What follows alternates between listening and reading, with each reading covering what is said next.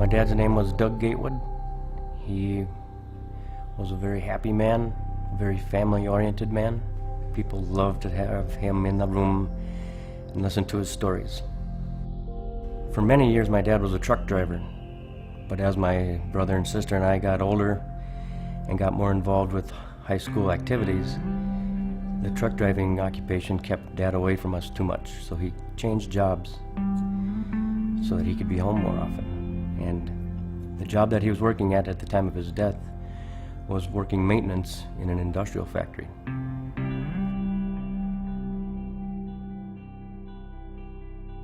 Doug and I got to be friends through the Citizens Band radio, and we put together a Crow River Radio Club. Doug was working on an industrial machine that shreds, and it would get debris caught on the teeth.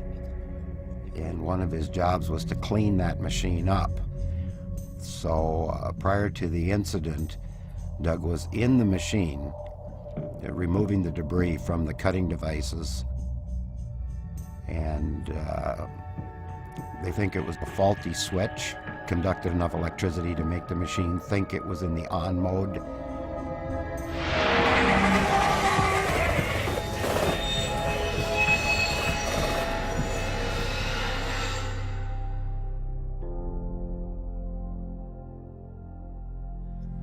My dad was killed 22 days before his 40th birthday.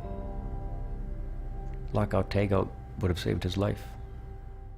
Would have saved his life. Would have saved his life. Would have saved his life. None of us think something like what happened to Doug could happen to us. But something as unexpected as a faulty switch box killed a good man. But a procedure called Lockout Tagout would have isolated the power to the machine, and Doug wouldn't have been harmed. It's estimated that proper Lockout Tagout procedures prevent more than 120 fatalities and over 50,000 injuries every year in North America. That's one death every 3 days, and almost 140 injuries every single day that could occur if not for Lockout Tagout. The purpose of Lockout Tagout is to prevent a piece of equipment from accidentally starting up or releasing stored energy while a person is performing maintenance or repairs. When the energy is locked out, then and only then can maintenance or repair be performed without the risk of injury or death. Lockout Tagout applies to many kinds of energy sources, including electrical, pneumatic, hydraulic, thermal, pressurized gases and liquids, and gravity. All of these energy sources can be hazardous and need to be taken into consideration when Lockout Tagout is performed.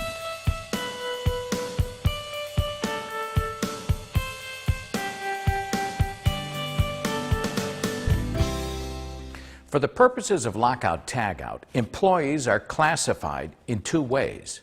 First of all, there's the authorized employee, the person who has been designated by the company to perform the Lockout Tagout procedure. The authorized employee is often the same person who does the maintenance, repairs, or other procedures. If you are not an authorized employee, you are designated as an affected employee.